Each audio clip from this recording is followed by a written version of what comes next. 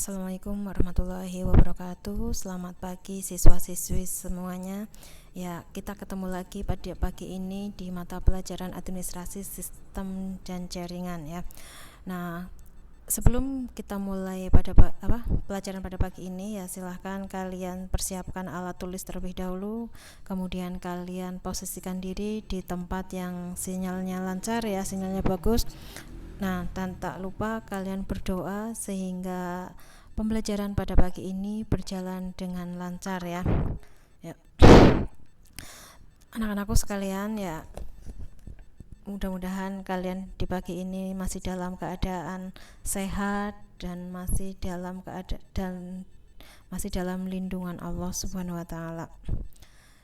Sebagaimana kita ketahui, kita masih dalam masa pandemi COVID-19 ya. Jadi Bu Guru ingatkan kembali kalian agar selalu menjalankan protokol kesehatan penanganan COVID-19 ya, dengan tidak keluar rumah, kemudian jaga jarak ya.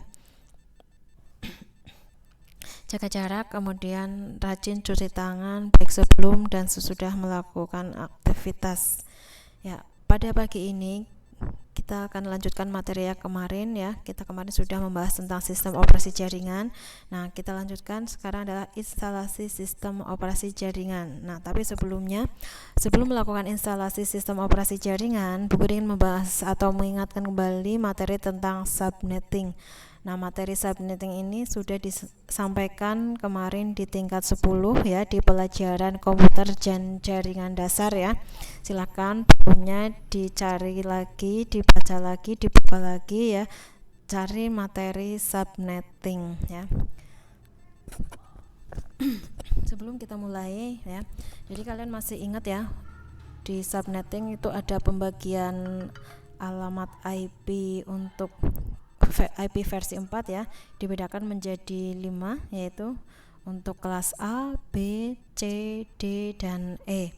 Jadi sementara kelas A itu menggunakan alamat IP dari 1 sampai 126, kelas B dari 128 sampai 191, kelas C dari 192 sampai 223 ya, dan kelas C dari 224 sampai 239, dan kelas E adalah dari 240 sampai 255. Nah, kenapa kok alamat 127 tidak digunakan?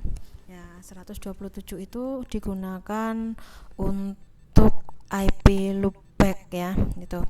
Kemudian untuk yang kelas D dan kelas E juga jarang digunakan untuk jaringan, karena untuk D itu untuk kelas IP multicast ya, untuk jaringan kecil ya, skala kecil, dan yang kelas E itu untuk riset jaringan ya, untuk riset jaringan.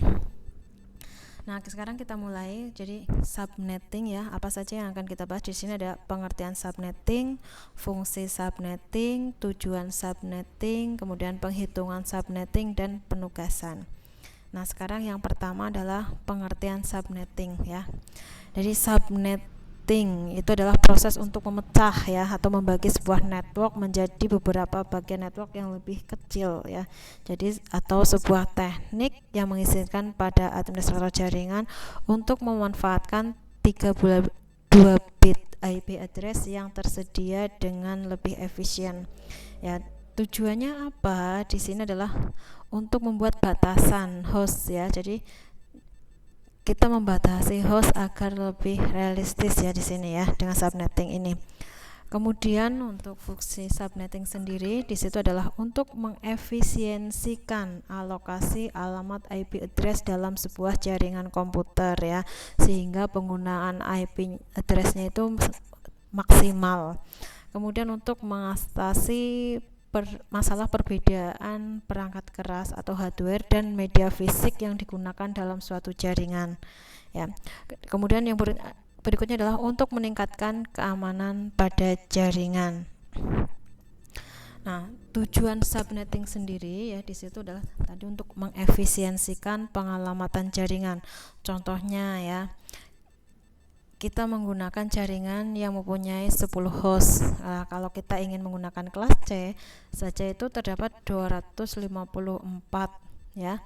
Kemudian dikurangi 10 host kita, yaitu maka ada 244 alamat yang tidak terpakai. Nah, itu adalah diefisiensikan ya. Jadi kalau tidak ada pengalamatan jaringan atau subnetting, jadi 244 itu adalah pemborosan ya. Gitu.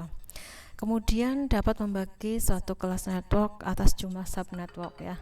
Kemudian yang berikutnya adalah untuk membuat lebih efisien alokasi IP address dalam sebuah jaringan supaya bisa memaksimalkan penggunaan IP address tersebut.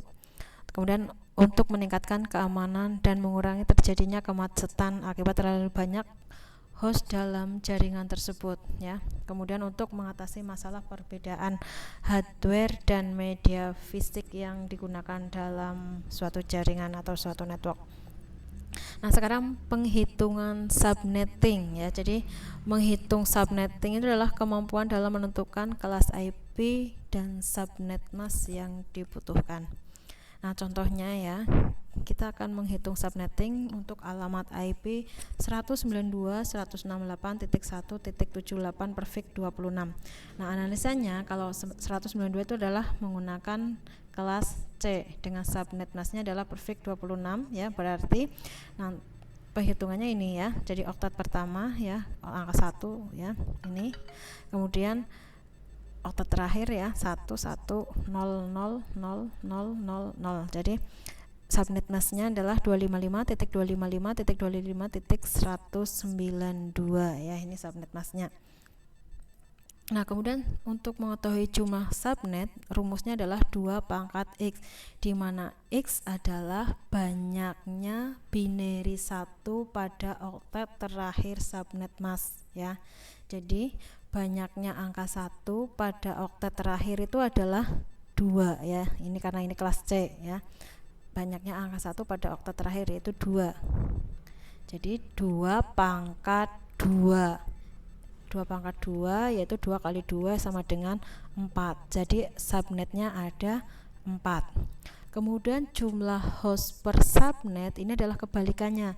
Kalau tadi 2 pangkat X, nah sekarang 2 pangkat Y-2, di mana Y adalah banyaknya binary 0 pada oktet terakhir subnet. Kalau tadi angka 1, sekarang adalah banyaknya angka 0. Banyaknya angka 0 berarti ada 1, 2, 3, 4, 5, 6 ya. Ada 6. Jadi 2 pangkat 6 min 2. Nah, 2 pangkat 6, 2 kali 2 kali 2 kali 2 kali 2 ya, sebanyak 6 kali. Jadi ada 64 ya. 64 dikurangi 2 jadi 62 host ya. Jadi ada 4 subnet, ada per subnetnya itu ada 62 host. Kemudian blok subnetnya yaitu 256 dikurangi 192 yaitu nilai oktat terakhir subnet masknya sama dengan 64 ya. Subnet masknya itu berarti 64 tambah 64 128 dan 128 tambah 64 sama 192 ya. Jadi subnet lengkapnya itu ada 0, 64, 128 dan 192 ya. Bagaimana dengan alamat host dan broadcast yang valid? Kita langsung buat tabelnya ya. Sebagai catatan, host pertama adalah angka 1 setelah subnet dan broadcast adalah angka 1 sebelum subnet berikutnya ya. Seperti ini tabelnya ya, ini. Untuk network address untuk subnet yang pertama apa ya, kelas subnet yang pertama itu network addressnya 192.168.1.0 ya. Kemudian rentang hostnya ya, host ringnya jadi 192.168.1.1 sampai 192.168.1.62 ya. Kemudian untuk broadcast addressnya 192.168.1.63. Di sini ada 4 subnet ya. Jadi rank IP yang valid blok 1 ini ya. Kemudian blok 2 yang ini, blok 3 yang ini, kemudian blok 4 yang ini ya. Nah, kalau IP tadi itu berada di blok yang ke ya. Kalau tadi kan 192.168.1.78. Nah, ini berarti ada di blok yang kedua, 65 sampai 126 ya. Ya, silahkan untuk lebih jelasnya kalian ingatkan kembali dengan membuka buku komputer dan jaringan dasar ya. Di situ sudah ada contoh-contohnya dan cara pembahasannya yang dulu. Nah, setelah itu silahkan kalian hitung subnetting berikut ya. Jadi ada sebuah IP address yaitu 192.168.10.xx prefix 29. Nah, XX ini nanti kalian isi dengan 2 angka terakhir pada nomor HP kalian ya.